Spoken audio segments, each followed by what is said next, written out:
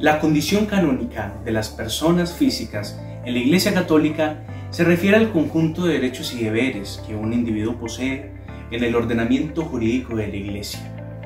Esta condición se adquiere principalmente por el bautismo, que es el sacramento que incorpora al hombre en la Iglesia de Cristo y lo constituye como persona en ella. Canon 96. Por el bautismo. El bautismo es la puerta de entrada a la Iglesia y por tanto el fundamento de la personalidad jurídica canónica. A través de él, la persona adquiere la condición de fiel cristiano, con todo lo que ello implica en términos de participación en la misión y también en la vida de la Iglesia.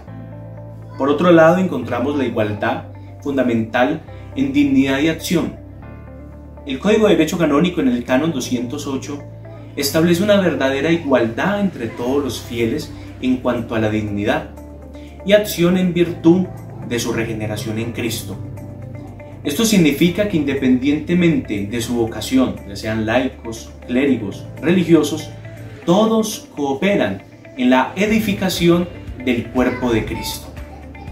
Deberes y derechos propios de los cristianos. Al ser persona en la Iglesia, el bautizado adquiere un conjunto de derechos y deberes que están establecidos en el Código de Derecho Canónico. Estos incluyen, entre otros, primero, el derecho a recibir la palabra de Dios y los sacramentos, que lo encontramos en el Canon 203. El derecho a la propia forma de vida espiritual y a tributar culto a Dios según el rito aprobado, que lo encontramos en el Canon 214. Por otro lado, encontramos la libertad para elegir el estado de vida, Canon 219. También deber de observar la comunión con la Iglesia y cumplir con las obligaciones hacia la Iglesia universal, pero también particular, Canon 209.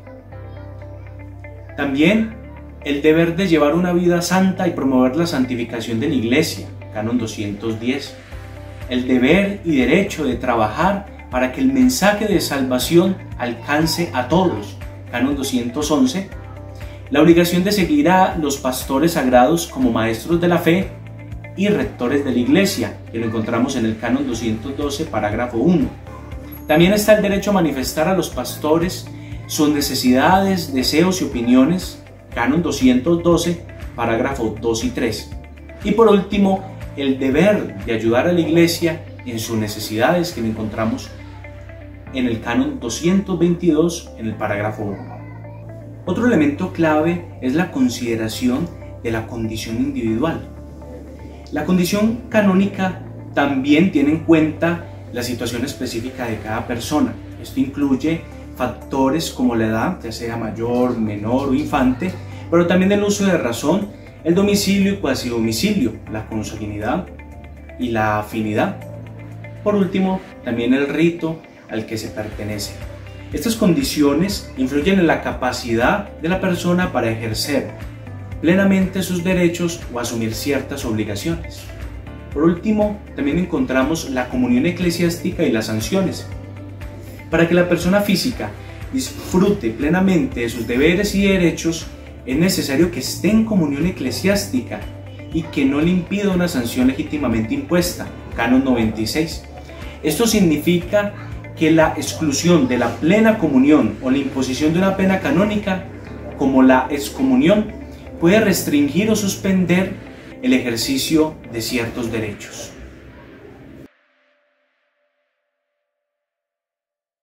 La persona no bautizada en el derecho canónico.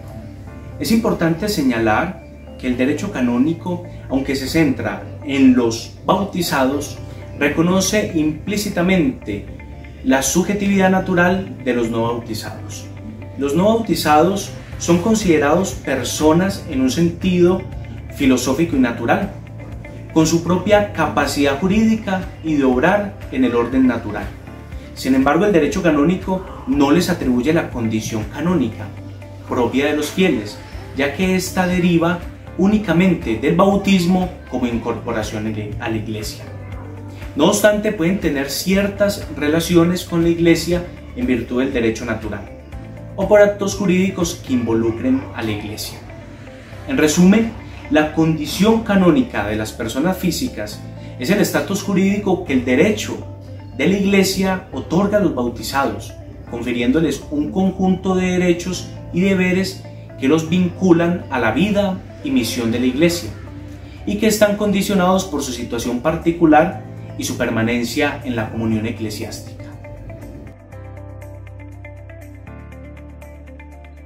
Fundamento de la condición canónica.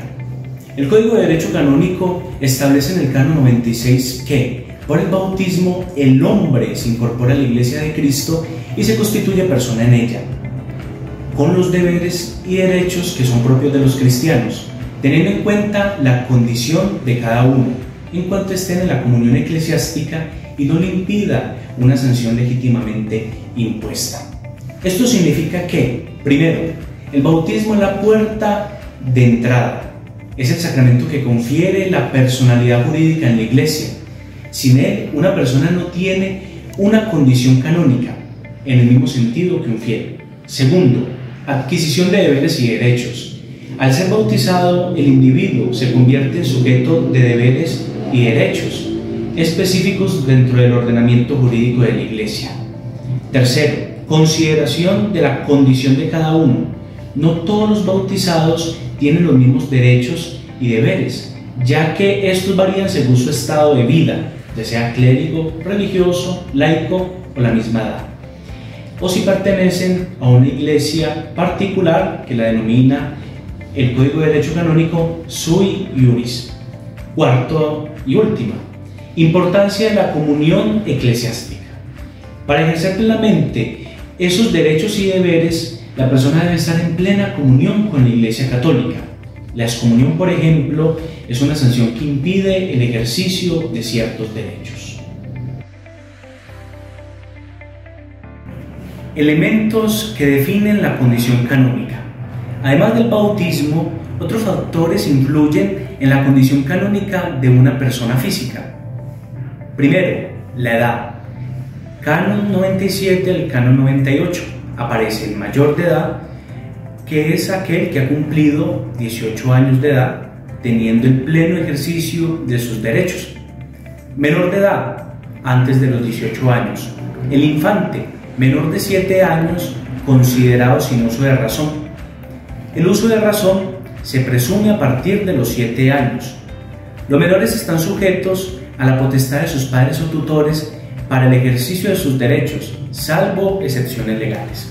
Segundo, domicilio y cuasidomicilio, de los cánones 100 al 107. Estos conceptos determinan la adscripción a una parroquia y a una diócesis, lo que influye en la competencia de los párrocos y obispos sobre el fiel.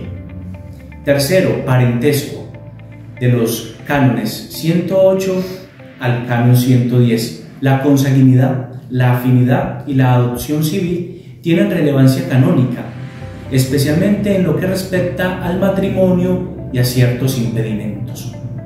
Cuarto, rito o iglesia sui iuris, del canon 111 al 112. Al ser bautizado, la persona se adscribe a una determinada iglesia particular, latina o una de las iglesias orientales católicas sui iuris, lo que implica seguir su rito y disciplina propios. Quinto, estado de vida. Este es uno de los factores más importantes que diferencia la condición canónica y los deberes y derechos de los fieles. Primero, laicos. Tienen deberes y derechos generales, como el de llevar una vida santa, anunciar el Evangelio y participar en el apostolado y recibir los sacramentos que aparecen en los cánones 208 al 223. Los clérigos, obispos, presbíteros y diáconos, adquieren un estado particular por la ordenación, con deberes y derechos específicos relacionados con el ministerio sagrado que aparecen en los cánones 232 al 293. Los religiosos, la vida consagrada, aquellos que profesan los consejos evangélicos, pobreza, castidad y obediencia. Es un instituto religioso de vida consagrada con su propia disciplina y modos de vivir la fe, de los cánones 273 al 730. Implicaciones de la condición canónica. La condición canónica de una persona física es esencial. ¿Por qué? Primero, define la participación en la misión de la Iglesia. Cada fiel, según su condición, coopera en la edificación del cuerpo de Cristo. Segundo, como ya lo hemos mencionado anteriormente, establece obligaciones y derechos. Regula cómo un católico puede participar en los sacramentos, los actos de culto, la formación religiosa y cómo puede ser elegido para ciertos oficios eclesiásticos. Por último, determina el fuero competente. En caso de litigios o procedimientos canónicos, la condición canónica ayuda a establecer qué autoridad eclesiástica es competente para juzgar o actuar. La condición canónica, por último, de las personas físicas en el derecho canónico es el estado jurídico eclesial que un individuo adquiere por el bautismo, que se incorpora ya a la Iglesia de Cristo.